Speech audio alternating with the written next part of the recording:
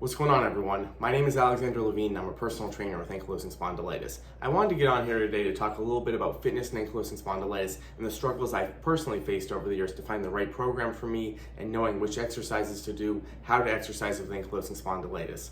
The hardest part is obviously we're dealing with the stiffness and tightness, we're dealing with the flares, the lack of energy, the fatigue, and it can be hard to think about doing a full workout. It can be hard to think about how am I going to exercise when I'm really stiff and tight, when I'm just really struggling to get moving, just to get started. And that's what I faced early on.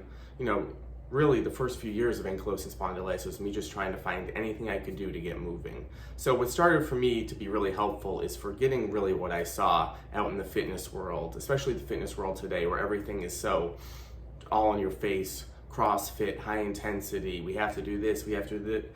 To stay healthy, we have to do all these different things. We have to do cardio, we have to do balance, we have to do strength training. Everything just seems, all the recommendations, it's hard to kind of look at that when you're just trying to get started. Because, for me personally, when I was first diagnosed, I was trying a lot of different classes, fitness classes, yoga classes, because I was told, like many others, yoga is so beneficial. Try some fitness classes, but they were too much for me, and I just ended up being discouraged. And I was even in the fitness field at the time when I was first diagnosed, but I was so discouraged because I would try a class, some of it would feel good, but it was too long. It was maybe an hour and a half, but I saw some of the things worked, but at the same time I was so fatigued afterwards. I was sore. I didn't want to go back to that class. It was too much for me to think about. It was too much for my body. But what really helped me over the years is I started to realize everyone is going to have their own personalized approach, especially with ankylosing spondylitis. The symptoms are different. We're dealing with different symptoms week to week, day to day. For me, I was dealing with sciatica, a lot of stiffness and tightness in my upper body, but some folks are dealing with foot pain, heel pain, shoulder pain. It's going to be different for everyone. So there's really not going to be one class that fits everyone's needs. It's going to be impossible to find one class that fits everyone's needs. So the first thing is knowing it's got to be a personalized approach. And there are many ways to exercise. It's not just about one thing. So what I realized over the years is I could take all these different things and I can kind of put it together and form kind of incredible routines to, one, help loosen me up, break up the stiffness and tightness, but also work on strength training. So I really tweaked my program big time over the years. What I started to do is I would take yoga classes, and I realized some of these yoga moves are incredible for me. I need them to break up the stiffness and tightness, but doing too much of it was too much for my body. So I would take some of the yoga moves and I would combine that with physical therapy techniques that I specifically learned through my training and personal training, but also I had shoulder injuries over the years and I went to physical therapy. So I started to put together physical therapy techniques with the yoga moves, with my own background in personal training and the strength training, but I was tailoring movements to fit me. I was forgetting about what I saw, what programs to follow. I started really small, so I would take something like the downward dog. I do a lot of the supported downward dog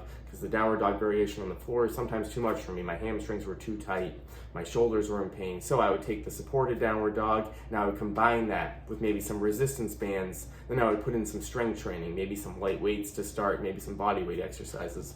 But starting really small, 3 exercises for 1 to 3 rounds, see how I felt. And that's how I built my routines. I forgot about what I saw in the mainstream fitness. I think having the motivation, all that stuff is great for folks that do it. I think a lot of people benefit from high intensity. I love high intensity exercise, but it's got to be tailored to you and it's got to be worked up in a certain manner. But it's just so hard to think about those things when you're really struggling.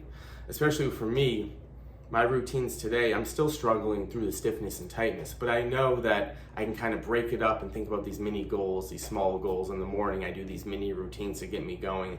So sometimes I do long workouts when I'm feeling good, but most of what I do is this low impact mini routines. So I want people to think about, start taking different movements, different exercises that feel good for you, that work for you. Don't worry about you have to do one certain thing. Try to find a couple movements. You can take it from anything. What I like to do, I combine walking sometimes with resistance bands, with light weights, and doing these mini routines, and make sure your body adapts well to it. Whenever I do a program, I want to make sure my body adapts well to it because I want to consistently do it over time. So if it's too long, if I'm too sore afterwards, I know I have to take a step back. So start small. It's really the most powerful approach because over time you can build it. The most important thing is the consistency. It's not about trying that long workout that everyone's telling you to do. It's about finding what's best for you, consistently moving, supporting the body, bringing some blood flow to the body. So I want everyone to really think about finding movements that work for them. Let me know if that's helpful to you.